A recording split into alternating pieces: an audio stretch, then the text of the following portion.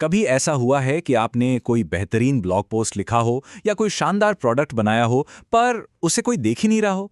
ऐसा क्यों होता है? अक्सर इसका जवाब एसईओ में ही छिपा होता है। तो आज हम डिजिटल दुनिया की इसी सबसे बड़ी पहेली को सुलझाने वाले हैं। तो चलिए एक ऐसे सवाल से शुरू करते हैं जिसका सामना हम सब ने कभी न कभी किया है। जब भी हम गूगल पर कुछ भी सर्च करते हैं तो कुछ नतीजे सबसे ऊपर क्यों आते हैं? ये कोई किस्मत का खेल नहीं है। इसका जवाब है एक छोटा सा शब्द, एसईओ। तो फिर आखिर ये एसईओ मतलब सर्च इंजन ऑप्टिमाइजेशन असल में है क्या भला?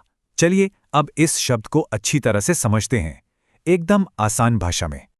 देखिए, सीधी सी बात है, एसईओ एक तरीका है जिससे हम गूगल जैसे सर्च इंजन्स को बताते हैं कि भाई हमारी वेबसाइट इस बारे में है। इसका मकसद ये पक्का करना है कि जब कोई वो चीज़ ढूंढ रहा हो जो आप ऑफर करते हैं तो वो आपको आसानी से ढूंढ पाए। इसे ऐसे समझिए जैसे आप अपने डिजिटल स्टोर के बाहर एक बड़ा साफ साफ साइन बोर्ड लगा रहे हैं। और इसका सबसे बड़ा मकसद क्या होता है? पहले पेज पर आना। आपको पता है, रिसर्च ये बताती है कि 75% से ज़्यादा लोग कभी भी गूगल के पहले पेज से आगे जाते ही नहीं।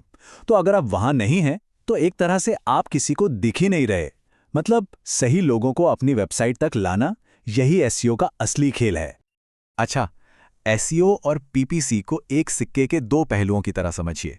एसईओ यानी ऑर्गेनिक सर्च एक बगीचा लगाने जैसा है। इसमें समय लगता है, मेहनत लगती है, धीरज चाहिए, लेकिन जब फल लगते हैं तो वो लंबे समय तक रहते हैं। वहीं दूसरी तरफ है पीपीसी यानी पेड सर्च, जो सीधे सीधे विज्ञापन खरीदने जैसा है। आपको तुरंत लोग दिखने लगते हैं, लेकिन जैसे ही आप पैसे देना बंद करते हैं वो विजिबिलिटी भी गायब हो जाती है। ठीक है, तो अब हम ये तो समझ गए कि एसईओ क्या है, लेकिन ये इतना ज़रूरी क्यों है? क्यों हर बिजनेस इसके पीछे पड़ा है? चलिए अब इसकी अहमियत को ज़रा आंकड़ों से समझते हैं। ज़रा इस नंबर के बारे में सोचिए। हर एक दिन गूगल पर 8.5 अरब से ज़्यादा बार कुछ ना कुछ खोजा जाता है।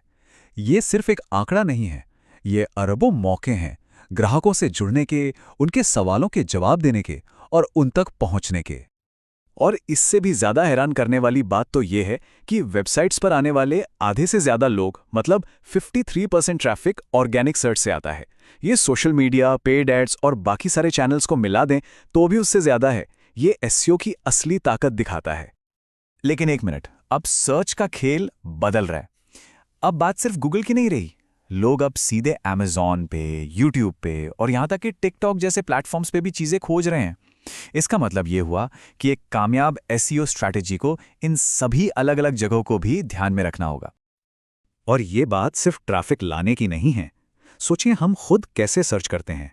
जो नतीजे सबसे ऊपर आते हैं, हम उन पे ज़्यादा भरोसा करते हैं, है ना? हम मान लेते हैं कि ये सबसे काम के और भरोसेमंद हैं। तो जब कोई वेबसाइट सर्च में ऊपर आती है, तो वो अपने आप एक भरोसे का सिग्नल देती है, जिससे लोगों के उस पर क्लिक करने की संभावना बढ़ जाती है। तो फिर एक कामयाब एसईओ स्ट्रैटेजी आखिर बनती कैसे है? देखिए, ये कई हिस्सों के एक साथ काम करने से होता है। इसे आप एक चैंपियनशिप जीतने वाली स्पोर्ट्स टीम की तरह सोच सकते हैं, जिसके 3 मजबूत पिलर्स होते हैं। पहला पिलर है टेक्निकल एसईओ, जो आपकी टीम का डिफेंस है। ये आपकी वेबसाइट की नींव है। मतलब साइट की स्पीड कैसी है, क्या वो मोबाइल पर ठीक से खुलती है, क्या कनेक्शन सुरक्षित है। अगर आपकी ये नींव ही कमजोर है, तो फिर इस बात से कोई फर्क नहीं पड़ता कि आपका बाकी खेल कितना ही अच्छा क्यों ना हो। दूसरा पिलर है ऑन पेज एसईओ, यानी आपका ऑफेंस। ये उस कंटेंट के बारे में है जो आप असल में बनाते हैं। क्या आपके ब्लॉग पोस्ट में अच्छी जानकारी है? क्या आपके प्रोडक्ट डिस्क्रिप्शन एकदम साफ है? क्या आप वही शब्द इस्तेमाल कर रहे हैं जो आपके कस्टमर्स खोज रहे हैं? यहीं पर आप असल में पॉइंट स्कोर करते हैं। और तीसरा और आखिरी पिलर है ऑफ पेज एसईओ, जिसे हम कह सकते हैं आपका फैन बेस या आपकी मार्केट में इज्जत। ये इस बारे में है कि आपकी वेबसाइट के बाहर क्या हो रहा है। क्या दूसरी अच्छी वेबसाइटें आपकी साइट का लिंक दे रही हैं? क्या लोग सोशल मीडिया पर आपके बारे में बात कर रहे हैं? ये सारे सिग्नल गूगल को दिखाते हैं कि आप एक भरोसेमंद खिलाड़ी हैं। तो हमने एसईओ के सारे हिस्से तो समझ लिए, लेकिन असल में इसे किया कैसे जाता है? देखिए, ये कोई एक बार का काम नहीं है, ये एक लगातार चलने वाली प्रक्रिया है। ये जो 6 स्टेप्स का वर्कफ्लो है, ये दिखाता है कि एसईओ एक बार करके छोड़ने वाली चीज नहीं है।